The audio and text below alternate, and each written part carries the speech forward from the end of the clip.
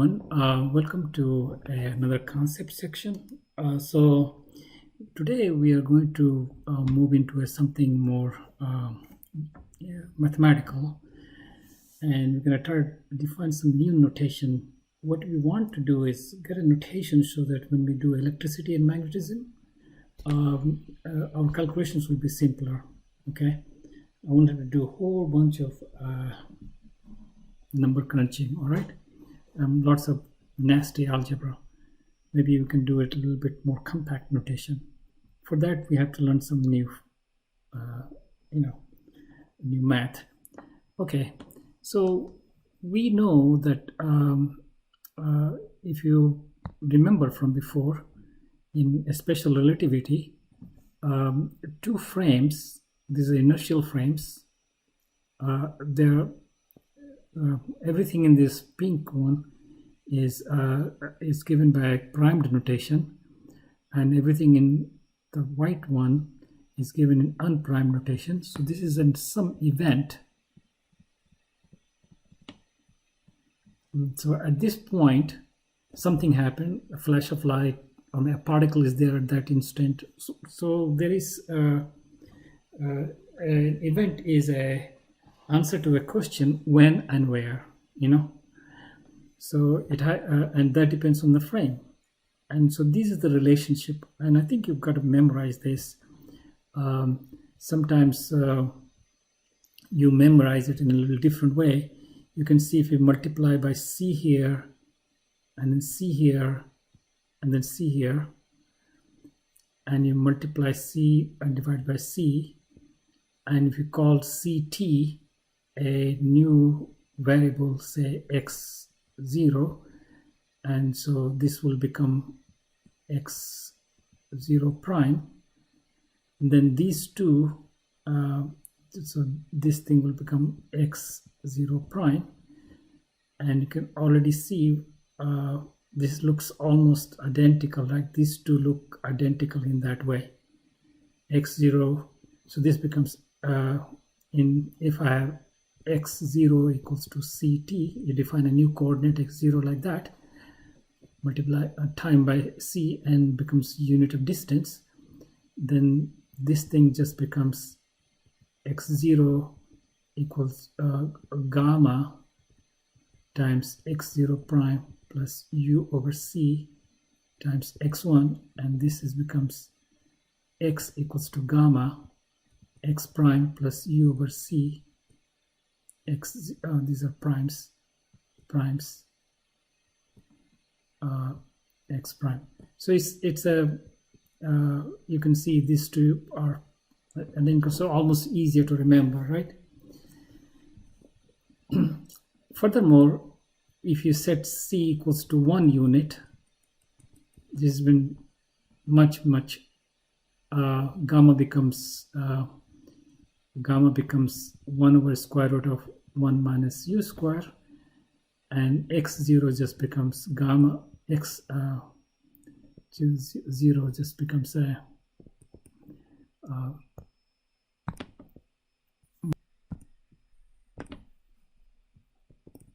x0 just becomes a gamma x0 prime, so the same with, and then plus u x prime, and x just becomes a gamma x prime plus u x 0 prime, and then y equals to y prime and z equals to z prime. So z equals to z prime, that's because everything happening in that. One more notation when we work it out. Let's see, we can say x0 for ct, and for x we can write x1 is x and x2 is y and x3 is z. When we do that, we are going to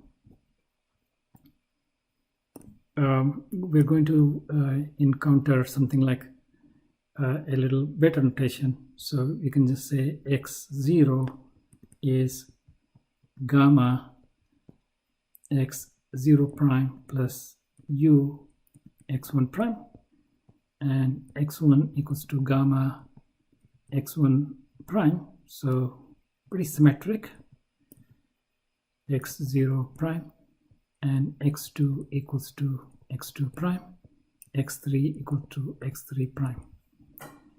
So all instead of x, y, z, we have reduced them to some kind of index. And you may remember that if I look at an interval, say from here to some other point here, so we want to define a distance between them. So the interval will be I go t, I'm going to use ct x, y, z to ct plus dt x plus dx, y plus dy, z plus dz, and I want to define it what it will be the distance. So if you can remember that so it was very simple. Let's look at a distance for a clock which I kind of based at the origin and moves with this u. So that this clock will read some kind of a proper time. So instead of doing this completely general interval and what this should look like, let's look at what this will look like when it was here to here. The clock was at that instant here, t equal to 0 to here. So for something that was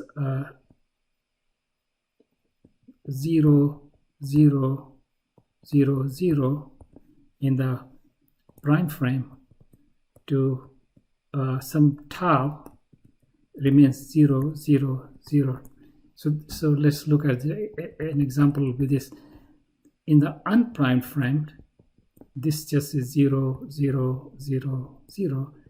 And unprimed frame, this is actually will be more than tau, right? It's going to be gamma tau and 0, not 0, but u and gamma u tau and 0, 0. So this will be the same thing. So this is then the prime, and what we used to call it frame 2, and we used to call it frame 1, so unprimed. So I'm using prime and prime because I don't want to write down 1 and 2 too many indices here. So if you look at this, we'll find that c square tau square is equal to c square. So this is equal to t, and this equals to x minus c square t square minus remember dx dt will be u. So for u, so this just a we're going to be u square. So if I write down this guy is some kind of a dt prime, so we can u square for, just c equals to 1, u square, and that's x square. So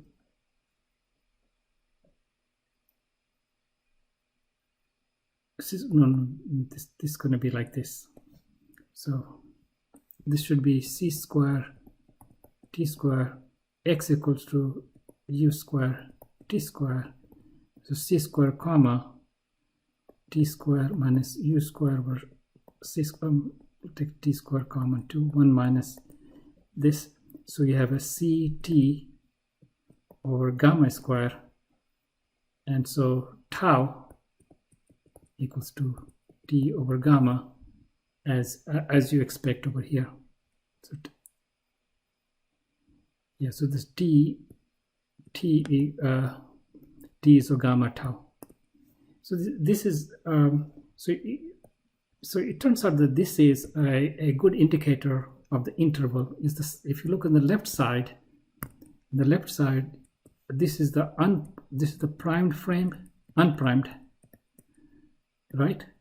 And in the prime frame is just you have a c square t prime square minus x prime square, but this is equal to 0 in this thing. So it stands to reason, and there's much more interesting reasons for this, that the distance between two events, an event, another event, we can say distance between event ds square, but this one is we can define as c dt square minus dx square minus dy square minus dz square. And based on this, you can show that this will have the same numerical value in all frames. So if I use this thing and plug in here for x and y and z, so this will actually be equal to numerically same value c dt prime square minus dx prime square minus dy prime square minus dz prime square. So this is similar to what happens in 3 dimension, where when you take a coordinate system, the length of the vector, rotate the coordinate system, length of the vector doesn't change. So we have an analogy, which I'm going to write on the next page.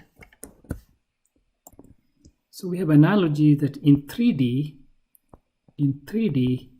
if I take so this is my 3D, and if I have a vector like this, and I rotate the coordinate system,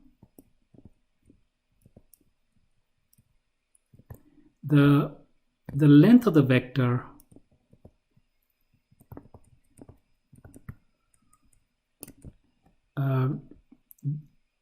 so like length of the vector defined as the square root of x square plus y square plus z square does not change under rotational coordinate system. In 4D, we have similar thing where we have one coordinate system and we have another coordinate system. This is going with the speed u. So here the second coordinate system was like rotated. So this is x, y, z, and this is x prime, y prime, z prime. And here we have a coordinate system 1, coordinate system 2. This is the unprimed, and this will be primed. So when you go from one to the other, this quantity ct square minus x square minus y square minus z square. So this is like you can square it. So r, if I same thing means square, r squared does not change, and this is a squared length. So this is kind of like a squared length.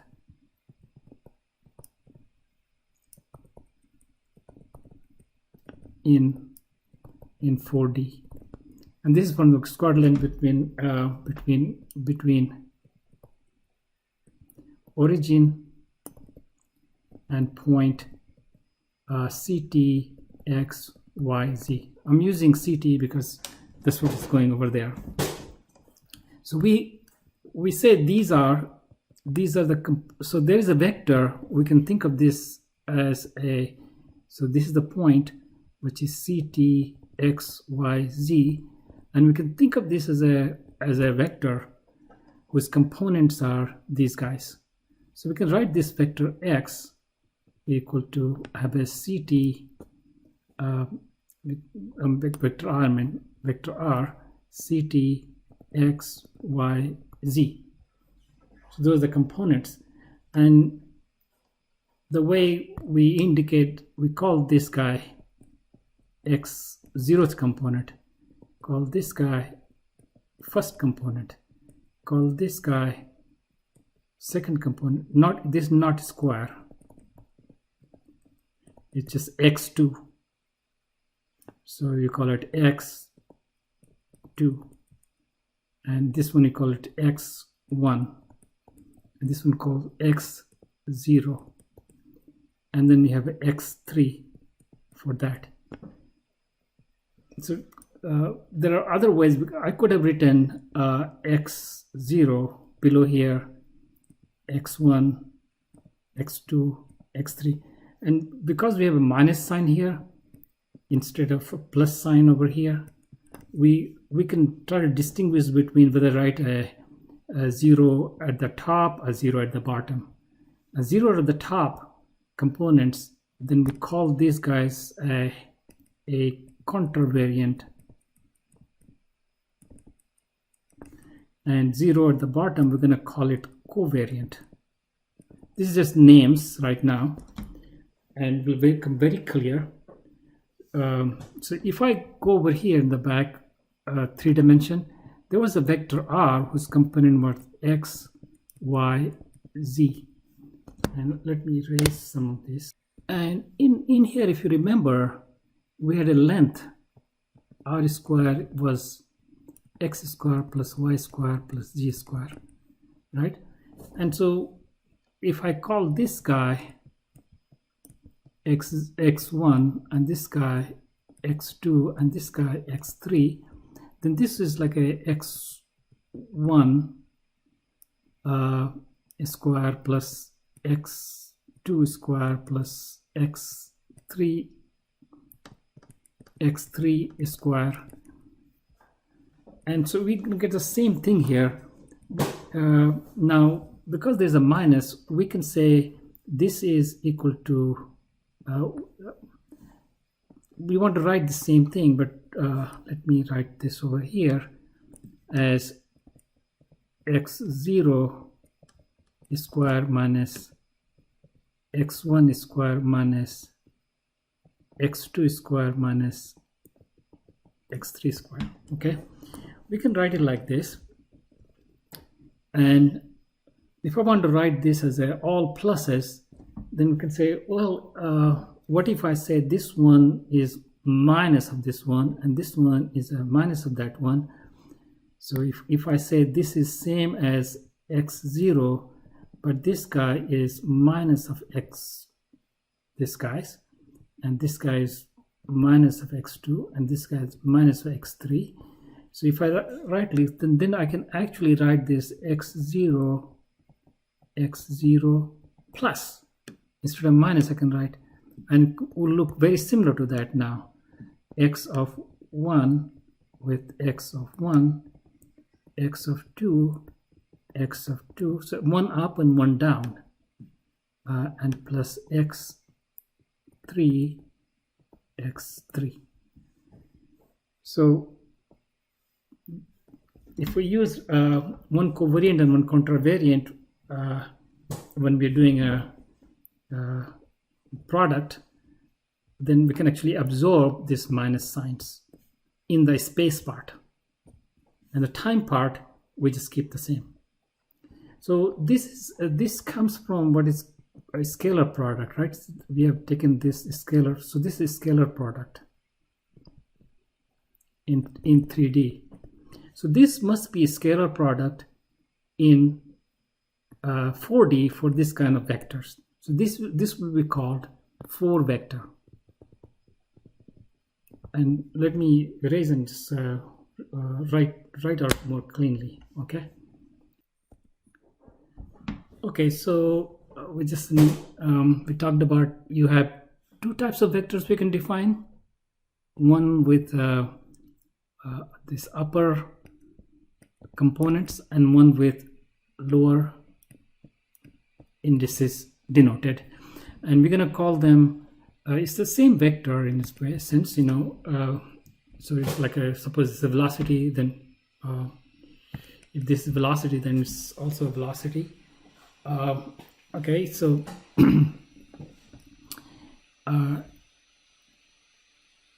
and it's the same velocity. It's basically written in two different ways, and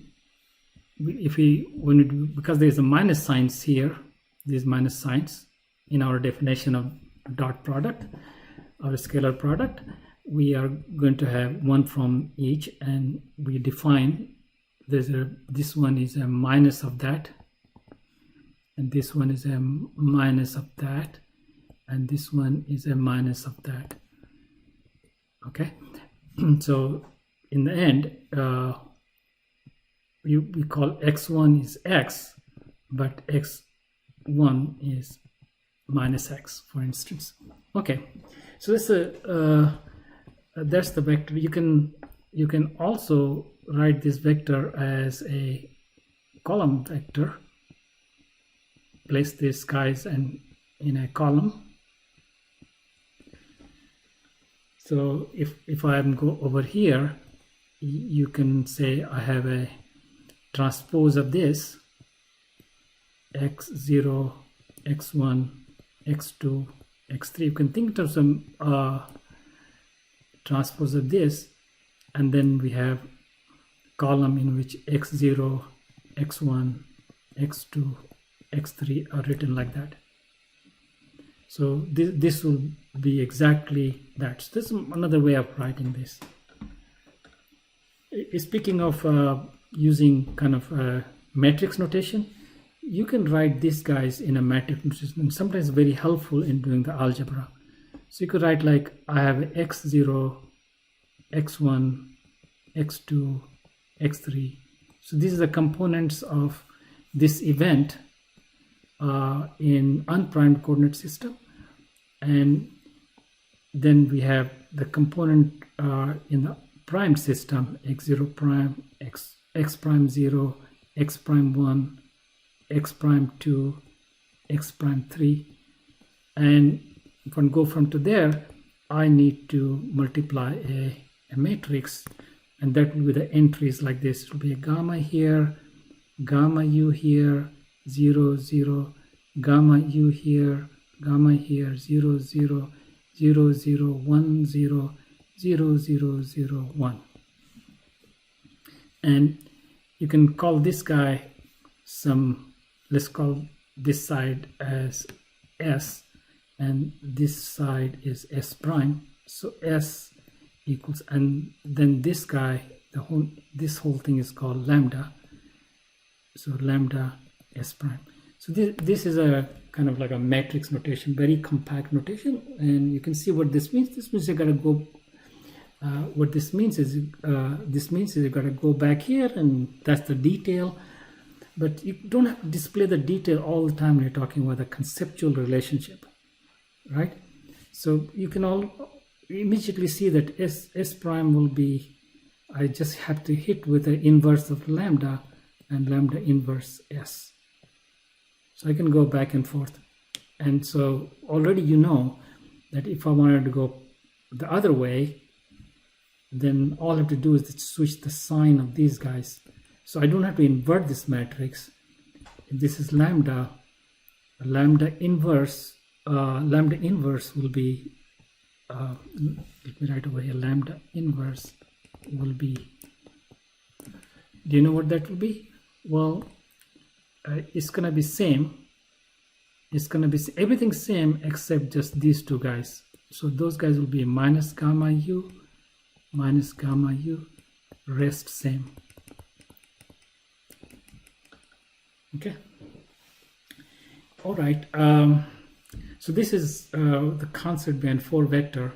So a 4-vector is 4 quantities x0, x1, x2, x3, whether in this way or in a covariant way, that their product is same in every frame, and they transform like this. So let me erase and make definition of 4-vector.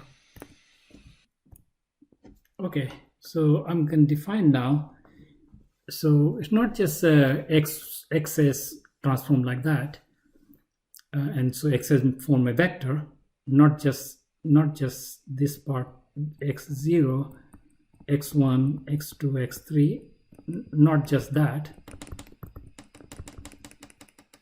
but any property that that has 4 component, and it has 2 things, like this combination, which is length of the vector, is same in every frame. So it's the length of the vector is same in every frame, and the between frames it transforms according to this. And I didn't write down here, a prime 0, a prime 1, a prime 2, a prime 3. So it transforms by the same set of rules as x's for any property. So what are the examples of some of the properties? Well, we're gonna go over that, some examples, okay? Okay, so examples will be, one of the examples that we already know, that so one of the example is if I have an event, then this distance s from the origin to some event, okay, is so s square. One example is s square. If I look at c square t square minus x square minus y square minus z square. Another is if I look at the ds for event 1 to event very nearby event 2, 2 events separated by a small distance, ds square is c square dt square minus dx square minus dy square minus dz square. So this is origin to E, an event, and from E to a E plus nearby event, some event which is just a little bit different from E. Another may not be very obvious, but if I look at a vector which is energy over C, and we have a px, py, pz. So if you look at this vector, so this is like a A0, and this is like A1, this is like A2, A3. This is a vector. This is a 4-vector. Let's look at the properties of this 4-vector. So one property a vector should be is, if I take this square and minus that, so if I have a okay, so I just went ahead and wrote that out, this property, and so if I simplify it, just, you know, this is equal to, this whole thing is equal to rest mass times c square, and this is independent of frames. So this property is same in all frames. So if another frame, so if I have this frame and this frame, this was going with a u, and here's a particle, you had a e over c and p in one frame, and then in this frame, and in this frame you have a e prime over c p prime as a vector, then this should be equal to a prime square over c square minus p prime square. So that will be, because both will be equal to the same rest mass times c square. How about that e over c px py pz is lambda e prime over c px prime py prime pz prime, and this lambda is same old lambda, which is gamma u 0 0 gamma u gamma 0 0 0 0 1 0 0 0 0 1. Now this lambda doesn't depend on what vector you're looking at. Every vector has the same lambda. So let's see if this is the case. Okay, so I went ahead and did some calculation. I put some c's back in there just to make sure you have seen with the c whether c will go. So this is correct and this is correct. Of course these guys are correct.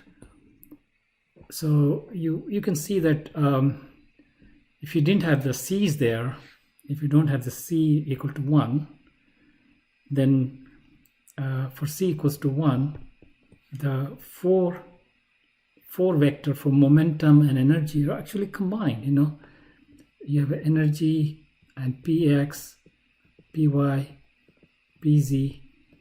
This serves as a 4 vector. Is a 4 vector.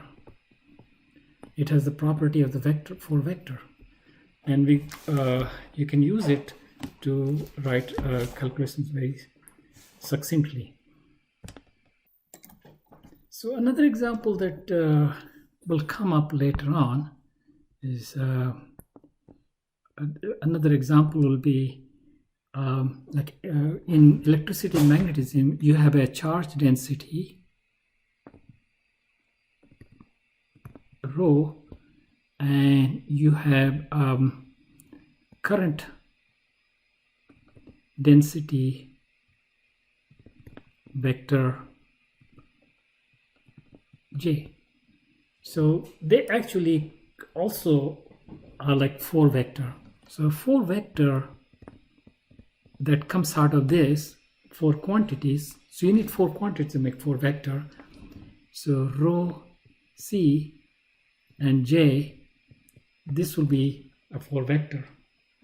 So let's call this maybe little j.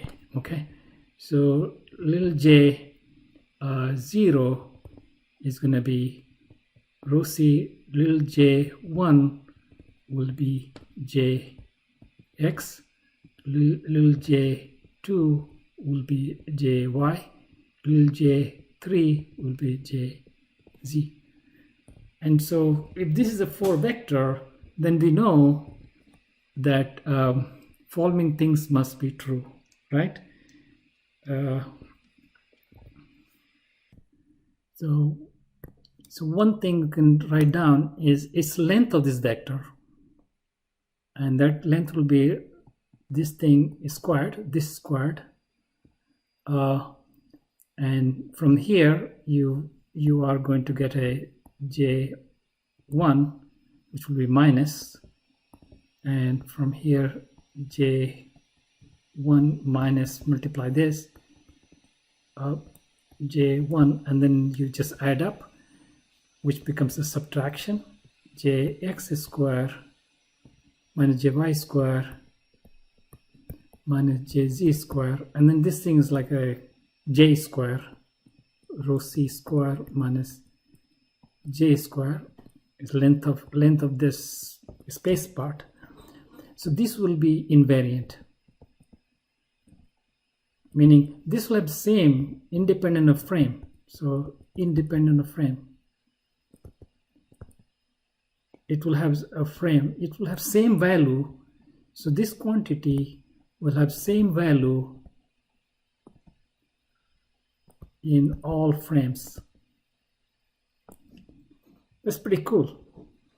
Another thing you can do is if I know these things in one frame, I can figure out in another frame. So if I know in a particular frame, C rho prime and Jx prime, Jy prime, Jz prime, I have to use the same lambda, not new lambda, to get 0, Jx, Jy, Jz. So if I find a frame in which I can do a really simple calculation, so I'll do that calculation in that frame, and then can transform it to the frame I want. Okay, so that's going to be a trick that we're going to play, and that's how simple. Even a hard calculation can be simplified by choosing a frame in which everything is simple. As long as the frame is an inertial frame, and then the frame that I want the answer in, I can just transform into that frame. Okay, so if for instance, if I want if this charge is moving like this, so what's the electric field and magnetic field that this charge is producing? So this is moving at constant velocity v. I don't have to do this calculation, this hard calculation. So in this frame is moving like that, okay? But I go to a frame in which this guy is not moving at all. So this frame is moving at v. So now its velocity is 0. And I do the calculation in that frame, and then I can just transform all my answer back to this frame. Okay, because doing the calculation in this frame will be very easy. That will be the trick we'll play again and again when we get to electricity and magnetism later on. Okay, so let's take an example for electricity and magnetism of a 4 vector. Okay, the 4 potential. So you know electric potential, right? Electric potential is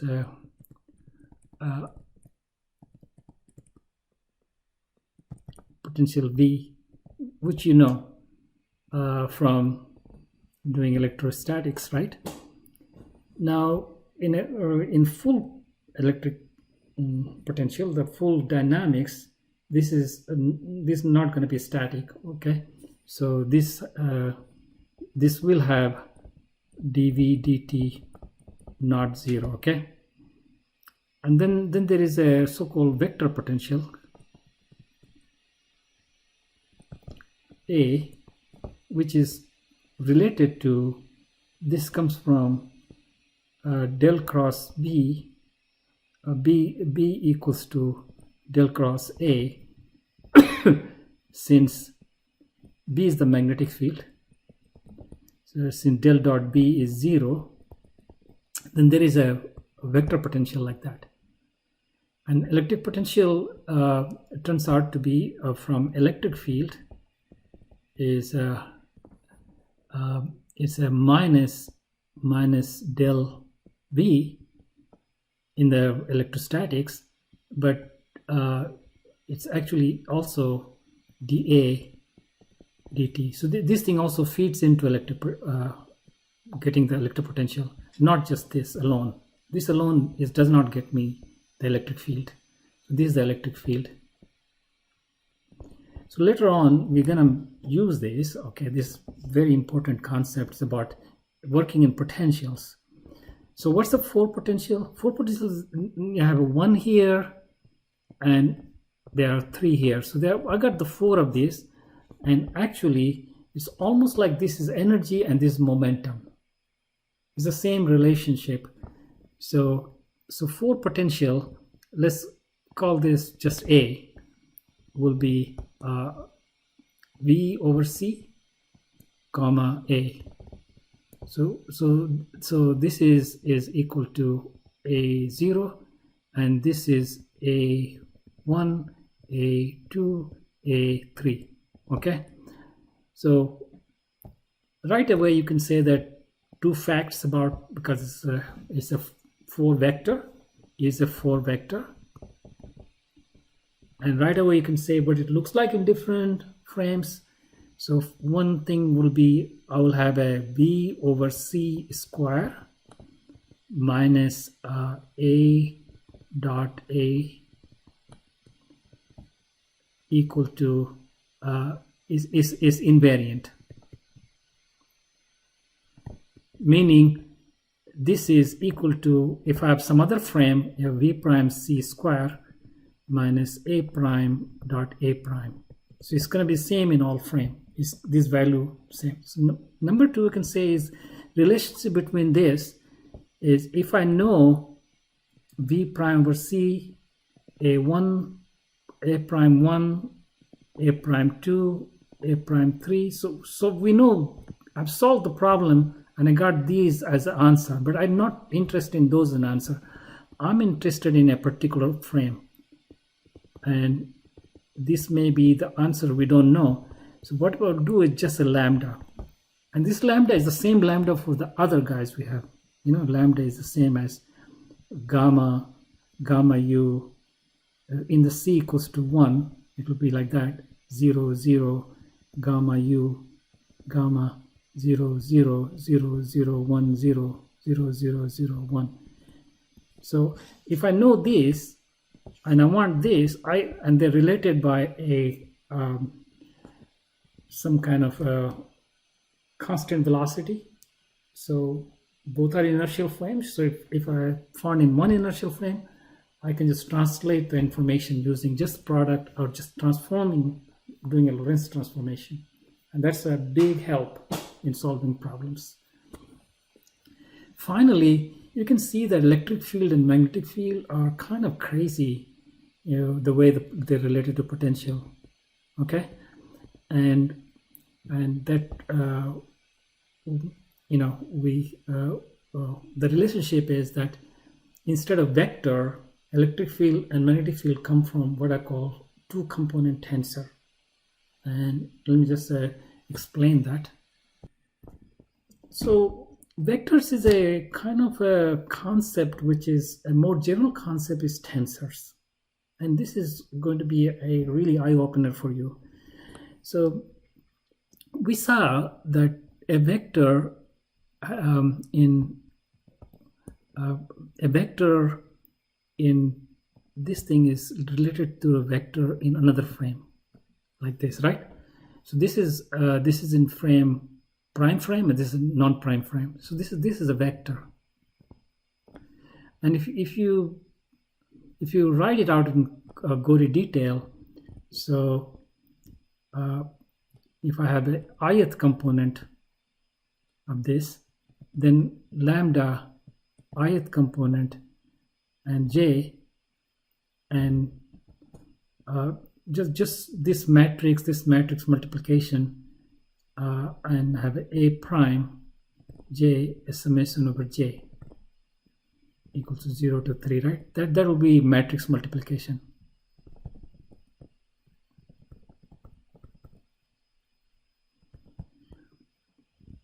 Right? And just this one is A1, A0, A1, A2, A3, and this is lambda lambda 1 1, lambda 1 2, lambda 0 1 0 0 0 0 1 0 2, lambda 0 3, lambda 1 0, lambda 1 1, lambda 1 2, lambda 1 3, etc. And then a prime 0, a prime 1, a prime 2, a prime 3, right? So let's let me do this product, and then in interest of time. So this is what I mean when I do a summation like that, that when you do a product, this goes like that, this goes like that, and so on and so forth. So each of the index, you can see it's getting multiplied, is being acted on by this matrix to transform into the new frame. So this is prime framed and this is unprimed frame. Okay, so this is all vectors going to be like this. Now, You might say vector is also has only one index. So vector has one index,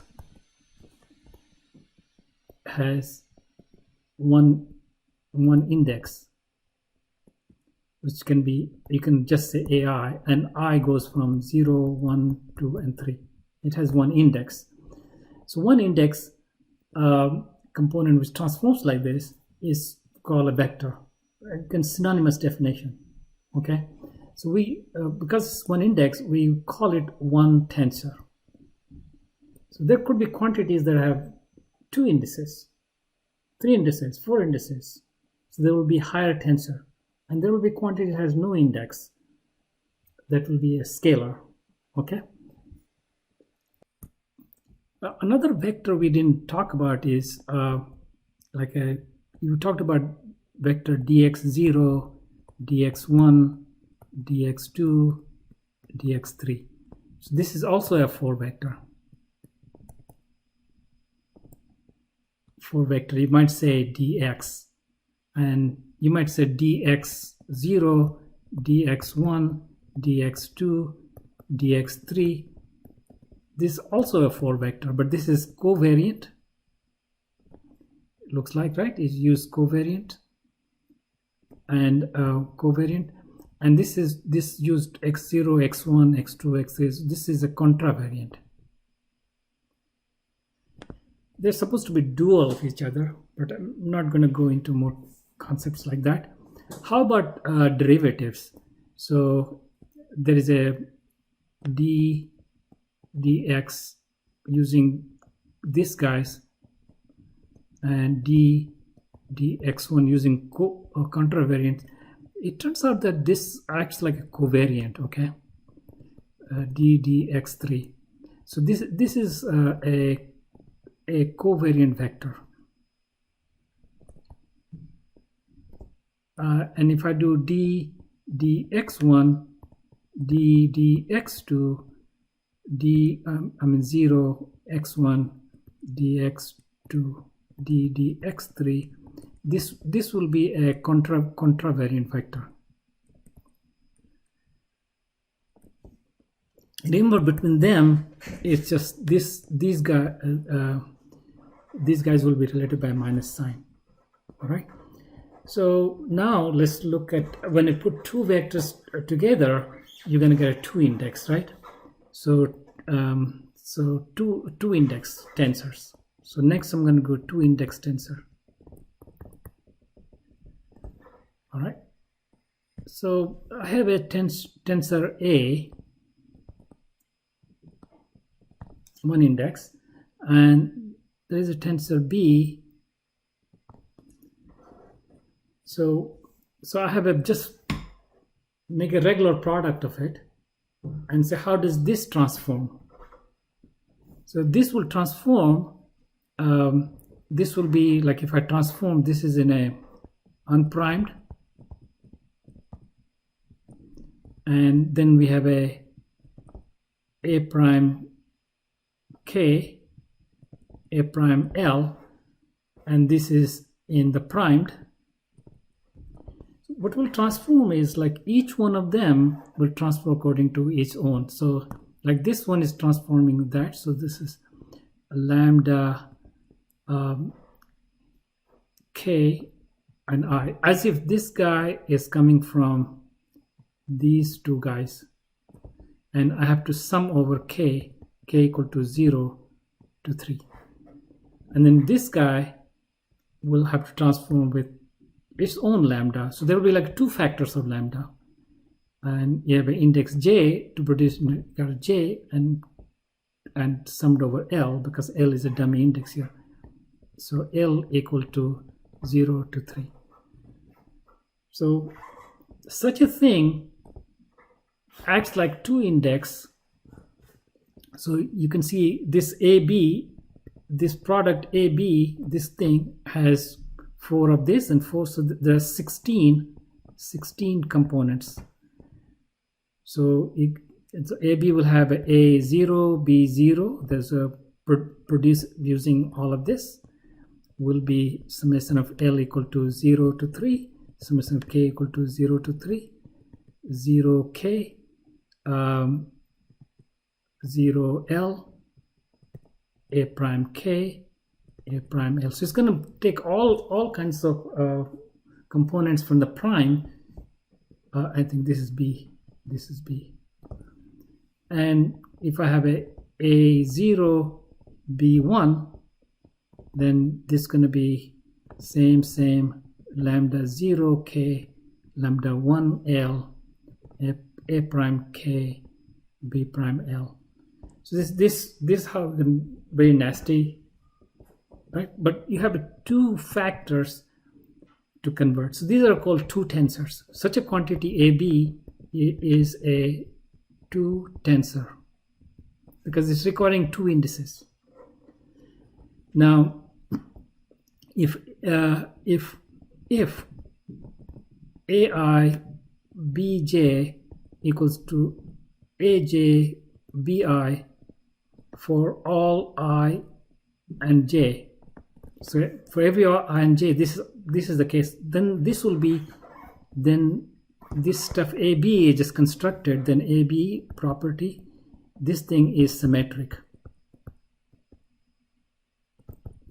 tensor.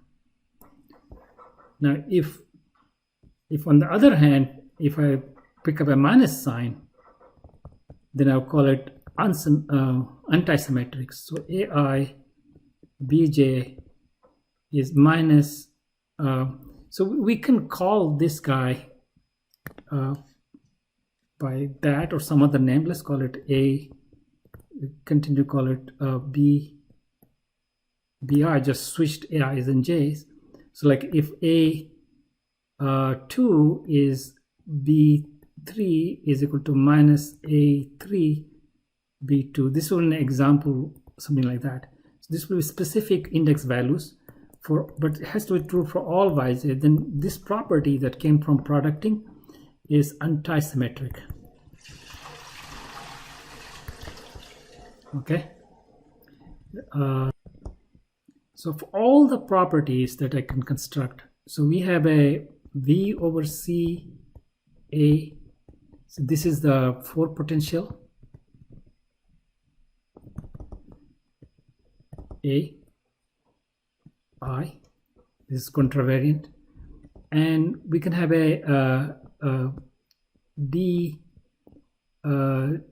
C dt comma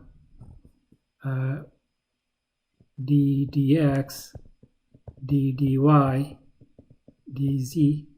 Suppose this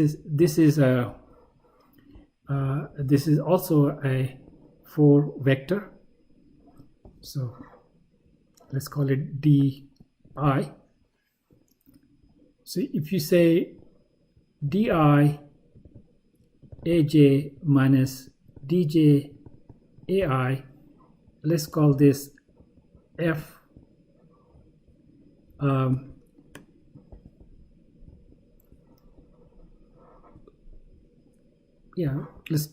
let's call it f I and j, one down one up, right?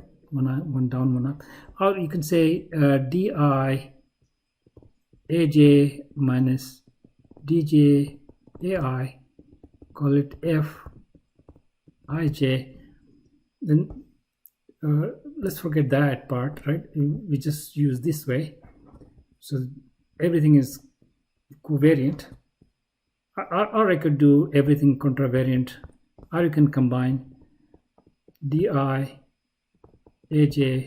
minus dj ai. These are going to be very important when we do this is an example of a antisymmetric tensor.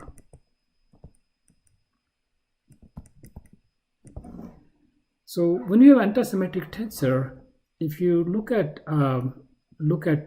the entries, if you have 0 0, that's going to be 0 because this is going to kill. So this is going to be 0. All the diagonals will be 0. Then over here will be like an x component, and this is going to be e2, e3. But then this guy will be minus e1, minus e2, minus C3, and then we have this equal to that minus, and this equal to minus that, and this equal to minus that. And so what we have got is so what you will find that this will be come out by electric field, and this will be minus Bz minus Bx, and this is By. And so basically if there's no symmetry of antisymmetry, you have a two component tensor, then this goes from 0 to 3 and this goes from 0 to 3. So this has 16 components, but here it just looks like 3 plus 3, only 6 components. And so they basically they will represent electric field and magnetic field. An electric field, magnetic field transform according to how this guy transforms. And we'll get to it when we actually do some problems. That's when it becomes more useful. Okay, so I'm going to stop here. We have a this is a very long video, and we covered a lot of ground today. Next will be to actually do some application problems for using transformation and showing how magnetic field arises from just a transformation of coordinates. Okay, now if you like this kind of information, you can subscribe, and more things coming up. You can like this button and hit the like button. You can also check out my website. This entire book is there. Take care and bye.